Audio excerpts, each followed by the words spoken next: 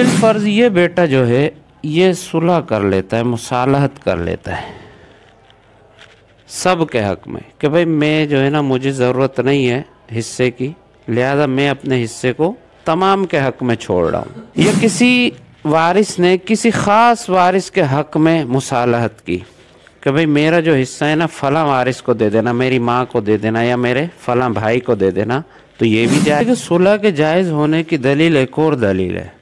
हज़रत Abdurrahman bin of रज़ियल्लाहु अन्हु जो थे ये बड़े मालदार सहाबी थे, इनकी 4 बीवियां थी। तो इन्होंने एक बीवी को अपनी मर्ज़ुल वफ़ात में तलाक दे दी थी। ये जो ज़ौज है इसने मेहर देना था इस बीवी को, इसने सुलह कर ली। इसके नीचे आप स्वाद एक अलामत लिख दो, मुसाले। ये क्या है? मुसाले है, सुलह करने वाला है।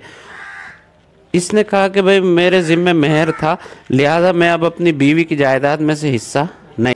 उसने कहा भाई तरके में से मुझे ये चीज़ दे दो।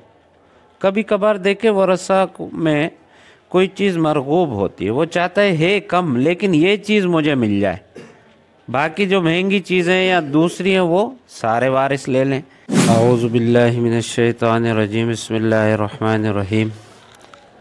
सुब्हानक ला इल्म लना इल्ला मा अल्लमतना इन्नका अंतल अलीमुल हकीम। आज इल्म मिरास का 28वां सबक है। 27वें सबक में हमने ज़मीन की तकसीम करने के तरीके को सीखा था कि किस तरह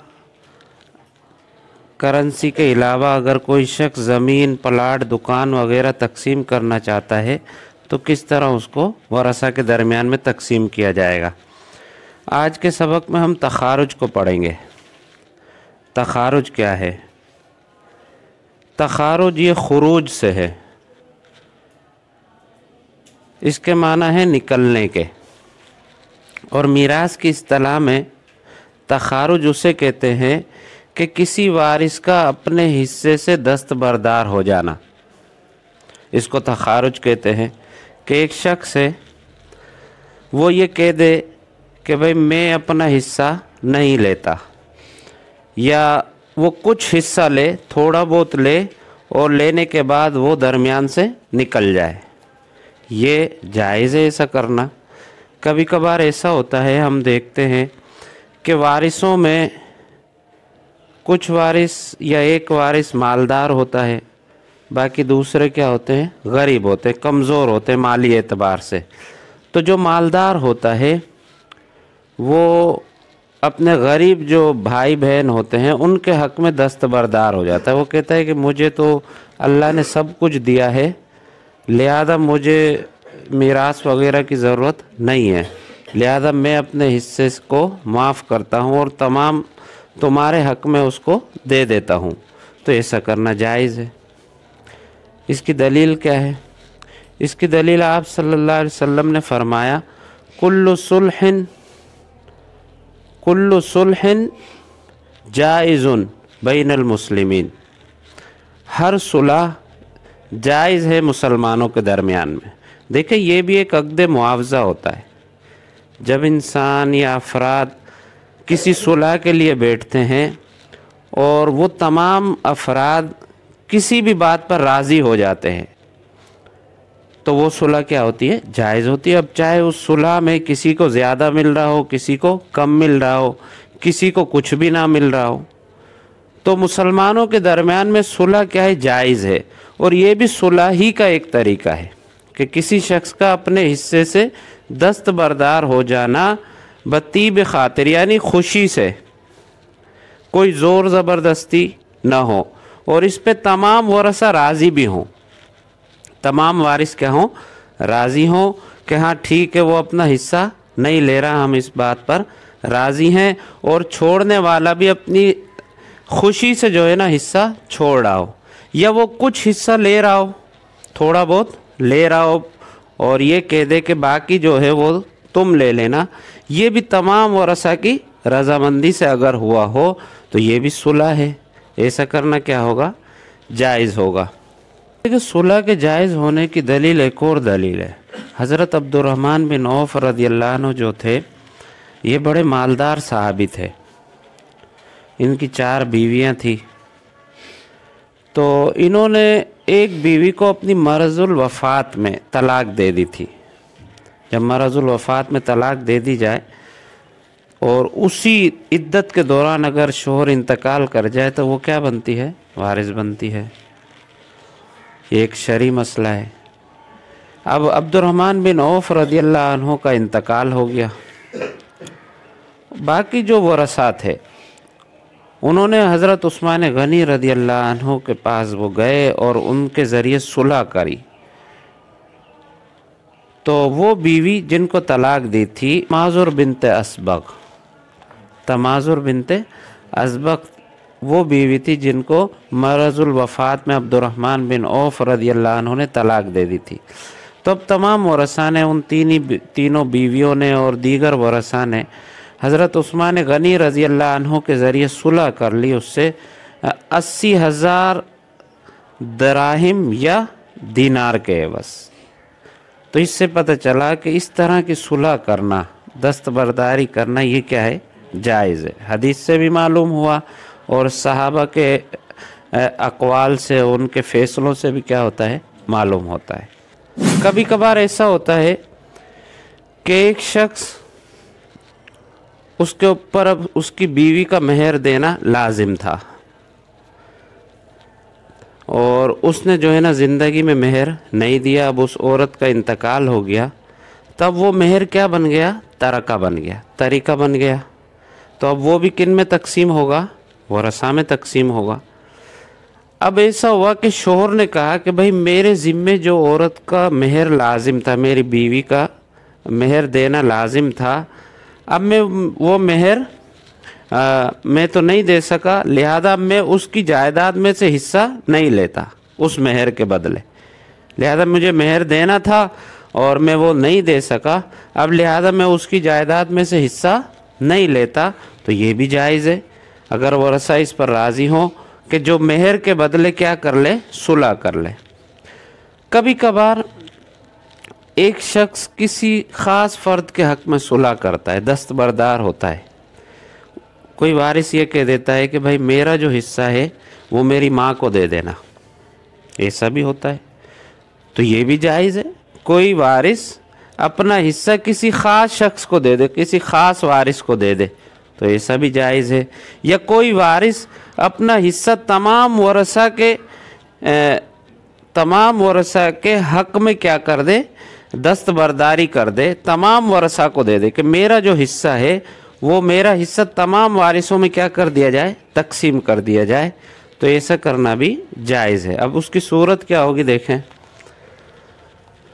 مثلاً ایک عورت کا انتقال ہوا، اس کا شوہر ہے، ماں ہے، اور اس کی ماں ہے اور اس کا چچا ہے۔ شوہر کا حصہ کتنا ہے؟ اولاد نہ ہو تو نصف، ماں کا حصہ ثلث، اور چچا کیا ہوگا؟ عصبہ۔ مسئلہ کتنے سے ہوگا؟ 6 سے۔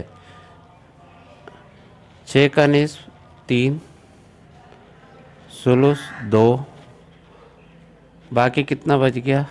1، وہ عصبہ کو مل جائے گا۔ یہ جو زوج ہے اس نے مہر دینا تھا اس بیوی کو، اس نے صلح کر لی، اس کے نیچے آپ سواد ایک علامت لکھ دو، مصالح۔ یہ کیا ہے؟ مصالح ہے، صلح کرنے والا ہے۔ اس نے کہا کہ بھئی میرے ذمہ مہر تھا، لہذا میں اب اپنی بیوی کی جائیداد میں سے حصہ نہیں لیتا، تو یہ جائز ہے۔ لہذا اب اس نے جو ہے اپنے حصے کو چھوڑ دیا۔ اس کا حصہ کتنا تھا؟ 3۔ تو اب کیا کریں گے؟ یہ جو 3 ہے اس کو کل مسئلے میں سے کاٹ دیں گے۔ تو مسئلہ 6 سے ہوا تھا، 6 میں سے 3 گئے، باقی کتنے بچے؟ 3۔ اب مسئلہ کتنے سے ہو گیا؟ 3 سے ہو گیا۔ اب 3 میں سے 2 ماں کو مل گئے اور 1 چچا کو مل گیا۔ دیکھیں پہلے ماں کو 2 جو مل رہے تھے وہ 6 میں سے مل رہے تھے، اور چچا کو 1 مل رہا تھا، وہ 6 میں سے مل رہا تھا۔ اب ماں کو جو 2 مل رہے ہیں وہ 3 میں سے مل رہے ہیں، اور چچا کو جو 1 مل رہا ہے وہ 3 میں سے مل رہا ہے۔ ان دونوں کے حصے کیا ہو گئے؟ بڑھ گئے۔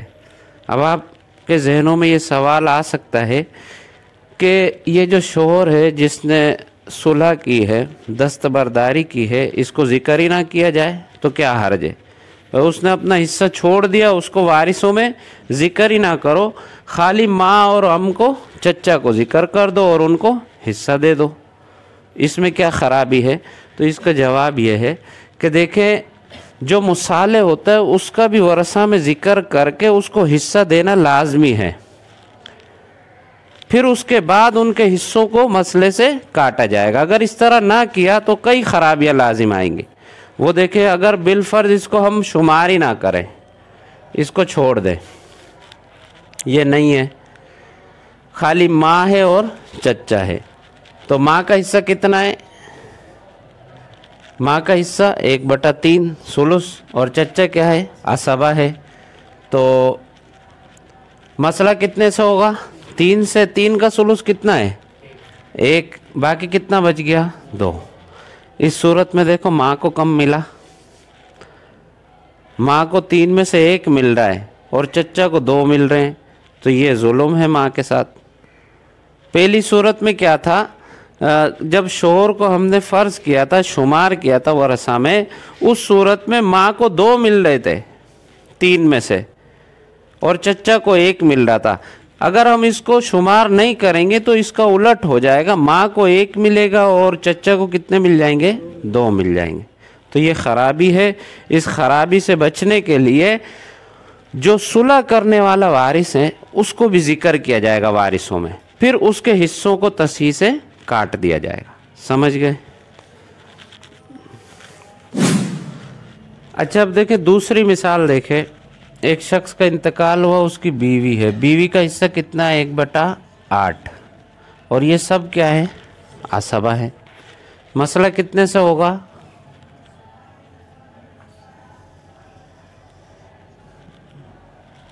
مسئلہ 8 سے ہوا، 8 کا ثمن 1 بیوی کو مل گیا، باقی 7 ان کو مل گئے۔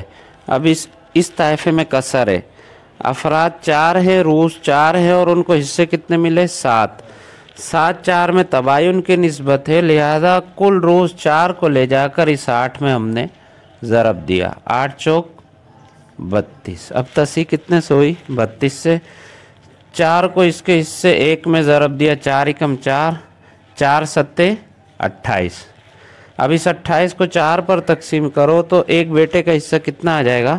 7 7 اس بیٹے کو، 7 اس بیٹے کو، 7 اس کو، اور 7 اس کو، 28 اور 4 32 ہو گئے۔ اب بالفرض یہ بیٹا جو ہے یہ صلح کر لیتا ہے، مصالحت کر لیتا ہے سب کے حق میں کہ بھئی میں جو ہے نا مجھے ضرورت نہیں ہے حصے کی، لہذا میں اپنے حصے کو تمام کے حق میں چھوڑ رہا ہوں، تو اب اس کے حصے کو کس میں سے کاٹ دیں گے؟ 32 میں سے۔ 32 میں سے منہا کر کے 32 میں سے 7 گئے، باقی کتنے بچے؟ 25۔ اب مسئلہ 32 سے نہیں ہوگا بلکہ کس سے ہوگا؟ 25 سے ہوگا۔ اب اگر آپ طریقہ تقسیم کرو گے تو اس طریقے کو پہلے تقسیم کس پر کرو گے؟ 25 پر کرو گے، 32 پر نہیں۔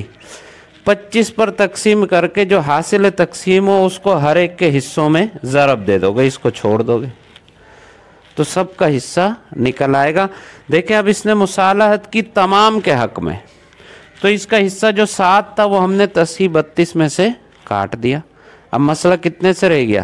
25 سے رہ گیا۔ یا کسی وارث نے کسی خاص وارث کے حق میں مصالحت کی کہ بھئی میرا جو حصہ ہے نا فلاں وارث کو دے دینا، میری ماں کو دے دینا، یا میرے فلاں بھائی کو دے دینا، تو یہ بھی جائز ہے۔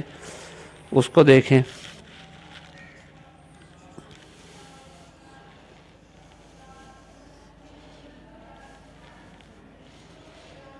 یہاں بھی مسئلہ 8 سے ہوگا اور تصحیح 32 سے ہی ہوگی۔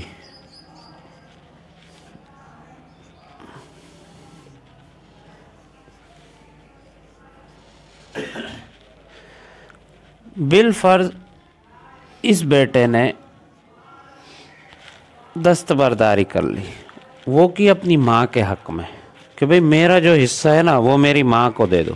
یہ دیکھیں یہ بیوی تو اس کی ہے نا مرنے والے کی, اس کی کیا ہے؟ ماں ہے. اس نے کہا کہ میرا حصہ ماں کو دے دو.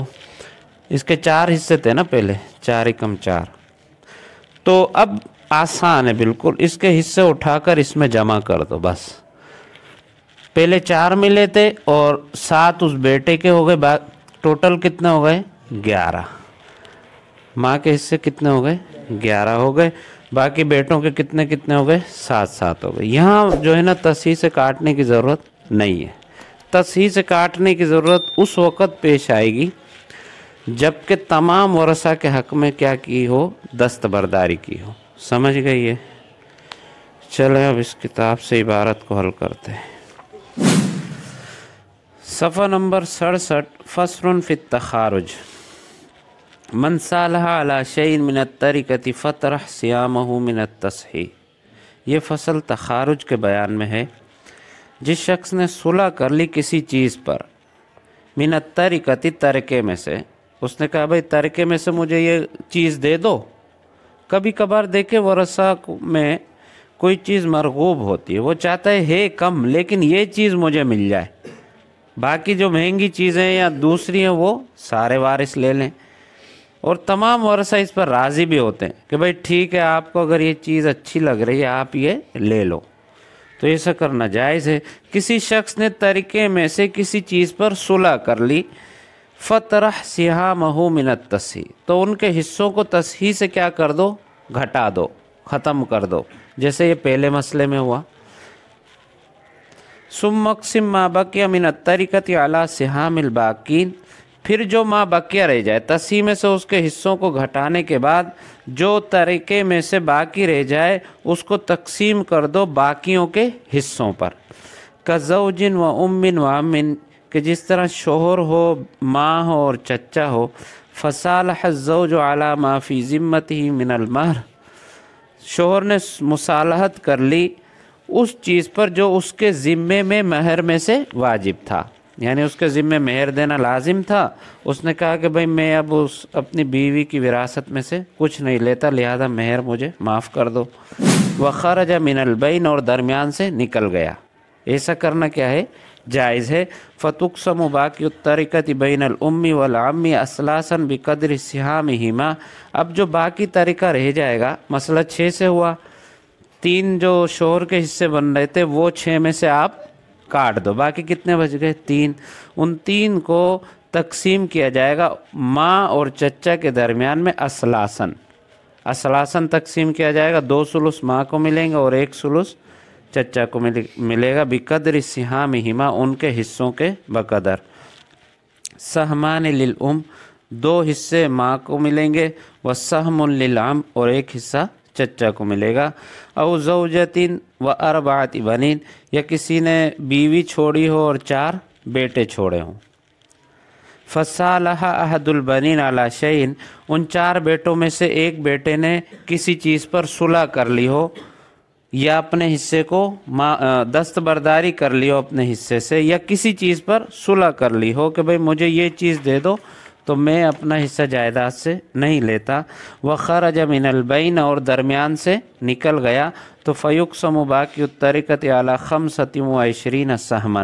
تو اس صورت میں باقی جو طریقہ ہے اس کو تقسیم کیا جائے گا 25 حصوں پر, جیسا کہ یہ دوسری مثال میں ہوا. للمرأۃ 4 اسہم, بیوی کو 4 حصے ملیں گے. ولکل ابن 7, اور ہر بیٹے کو 7 حصے ملیں گے. اور اگر تیسری صورت ہو کہ کوئی بھی وارث کسی خاص وارث کے حق میں دستبردار ہو تو اس کے حصوں کو اٹھا کر اس وارث کے حصوں میں جمع کر دیں. سمجھ گئے؟